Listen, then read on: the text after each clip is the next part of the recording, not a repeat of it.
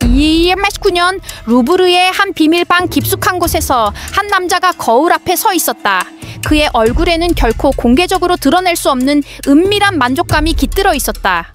가늘고 정교하게 손질된 그의 손은 금실로 수놓인 비단 드레스의 주름을 매만졌다. 대담하게 파인 목선은 곱고 흰 가슴을 드러냈고 고운 프랑스 쌀가루로 가볍게 파우더를 칠해 있었다. 목에는 진주 목걸이가 걸려 있었고 귀에는 섬세한 귀걸이가 흔들렸다. 화려한 금발 가발이 그의 머리를 장식했고 뺨에 발린 루즈가 변신을 완성했다.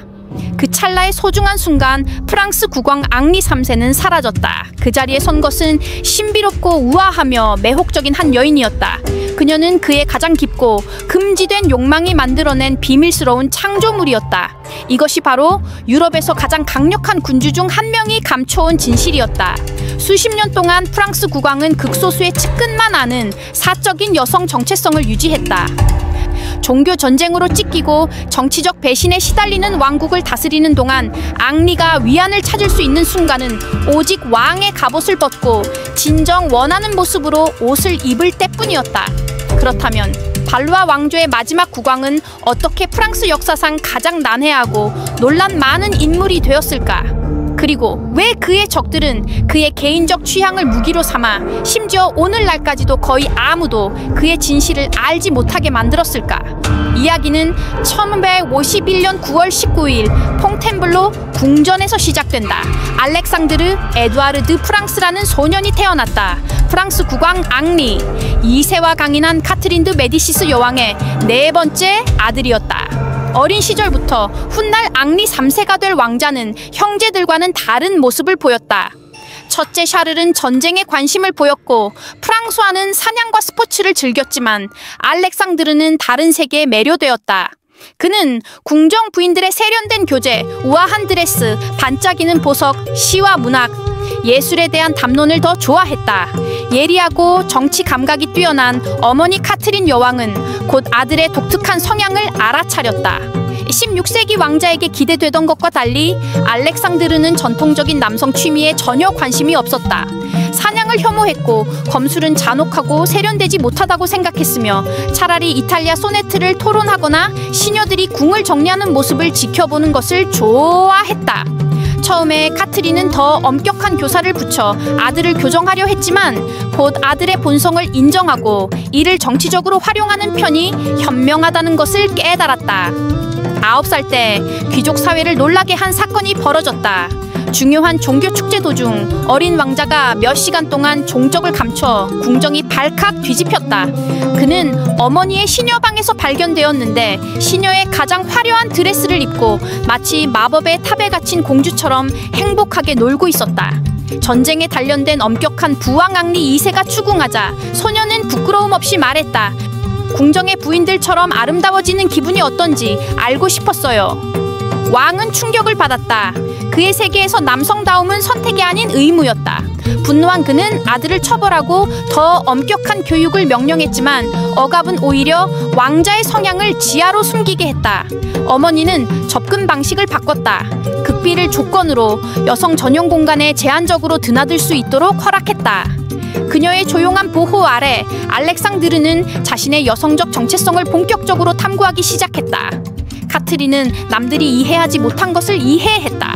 규범에서 벗어난 성향을 가진 아이는 제대로 다루면 강력한 정치적 무기가 될 수 있다는 것을. 알렉상드르는 라틴어, 프랑스어, 스페인어, 이탈리아어뿐 아니라 예술과 무용에도 정통해졌다. 그는 재능 있는 무용가이자 연기자가 되었고 명장 재단사, 향수 제조사, 예법 전문가에게서 개인 지도를 받았다. 1563년 비극이 닥쳤다. 아버지 앙리 2세가 마상 창시합 사고로 사망했다. 형 프랑스와 2세가 왕위에 올랐지만 1년 만에 의문의 죽음을 맞았다. 왕관은 셋째 형 샤를 9세에게 넘어갔고 카트린이 섭정을 맡았다. 알렉상드르는 앙주 공작으로서 권력에 한층 가까워졌다. 이 시기 그는 오늘날로 치면 드래그에 완전히 몰입했다. 왕궁의 보호된 공간에서 그는 엔리케타라는 여성적 인격을 정교하게 다듬었다. 16세 때의 일기에는 이렇게 적혀있다. 오늘은 2시간 내내 엔리케타로 지냈다. 몽모랑시 부인이 복돼서 나를 보고도 알아보지 못했다.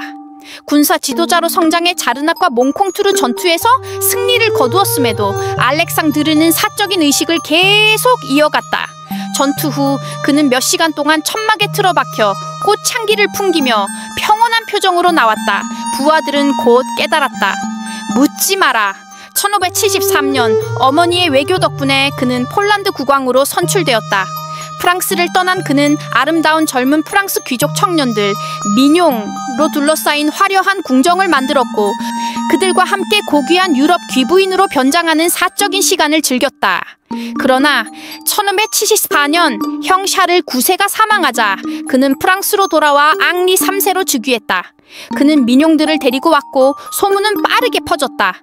폐문 뒤에서의 변신은 계속되었고 종종 루이즈 왕비가 이를 돕고 공모자가 되었다. 하지만 적들은 그의 이미지를 무기로 삼았다. 그를 여성스럽고 타락했다고 조롱하는 삐라가 돌았고 당시 그런 소문은 치명적일 수 있었다.